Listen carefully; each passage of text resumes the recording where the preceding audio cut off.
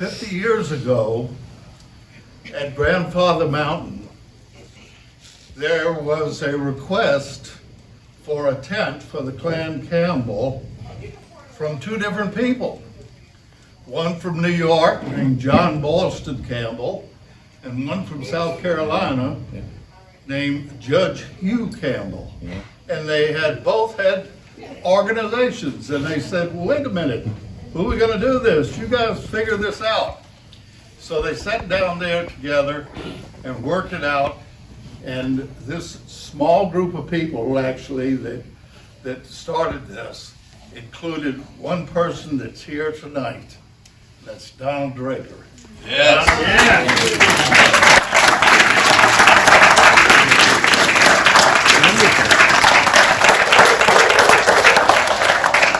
So as far as membership in the society, he's got me beat by just a few years, and so I'm glad to see him still around.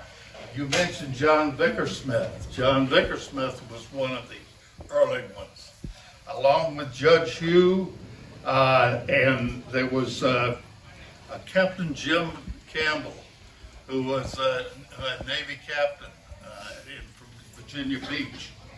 There was a Lieutenant Commander Bill Stedley, who was a member, and he loved the society and so much that he actually changed his name to Bill Stedley Campbell. Then there was another guy named Ted Bryce. Now I'm talking about a group of people that turned out to be the core of the society for a number of years. And then there was a Lieutenant Colonel, boy, look at all the military, you know. Lieutenant Colonel John Campbell, John Wendell, keeping from all the other Johns. And he was from the Marines. And there was another guy named Phil Thompson. And this group, which formed the core of the leadership in the society, were all up there in the Washington, D.C. area. And we were so close that we would actually get together and have dinners together. We would meet together and go to different restaurants and things like that.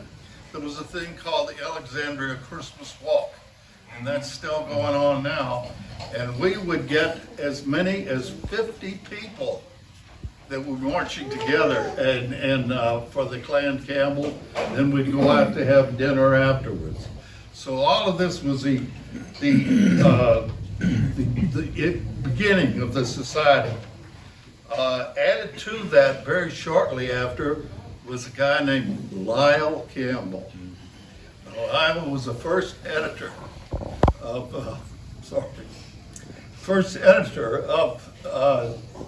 what became our journal. It started out as a newsletter, and so we had that person. I don't know how many of the people know that the person that replaced Lyle after he had been there for well over 10 years was a guy named Darmid Campbell. How many people know Darmid Campbell? Yeah. But you've seen read things about him. So we had that kind of person that was in there.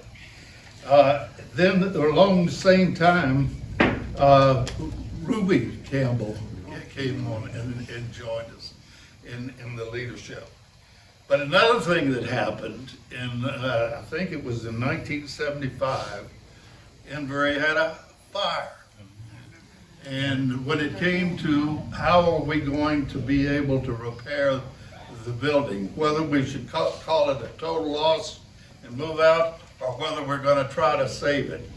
And Dookie said, no, I'm going to try to save it. He came over the United States on early in those years, and I remember getting an invitation, because I was new in the society, got an invitation to go to, I can't remember the house, but the Duke was there and he was making a plea to help out, solidifying the society that much more when we have our leader come over and be part of us. And he came over numerous times. So that was that's the first time I met the Duke, was around that time. It was about 76. Around that time, early too, believe it or not, I had gotten a little bit of computer knowledge and when the Air Force sent me to get my master's degree. And so I said, well, hey, we got to get our membership in our ducks in a row and start building a database for it. So we built a database, and also I built the first website, which was way back in the 70s. We were really early getting in there on that thing. Of course, as we went along, we had the Clan Campbell Education Foundation formed, and it gave us our good entry into the charitable work that we were doing. And I got a little story to tell you. I made a garney. See the garney under the black boar's head? I made a garney like that out of felt. And it was full 5 feet wide, about 6 feet high. And we were at Sugar Mountain in Grandfather Mountain when the Duke came over. And he was with his wife, Iona, and Torquil and Louise. And they were wee lads and lads, you know. And anyway, the Duke came up to me and he says, Joe, yeah, that belongs to me. I said, well, yeah, but it's our symbol. It means something to us. He said, but it's my arms. I said, well, we need a logo. We need something that we could wear and do this.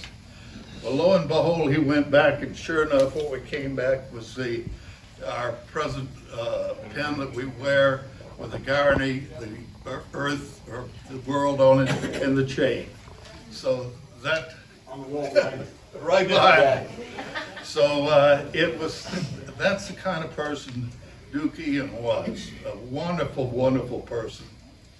And all of that really solidified and helped make the organization of what we are today. So I thank you for the opportunity to tell you about how it all started. But if anybody's got any questions, maybe I can answer. Well, thank you so much.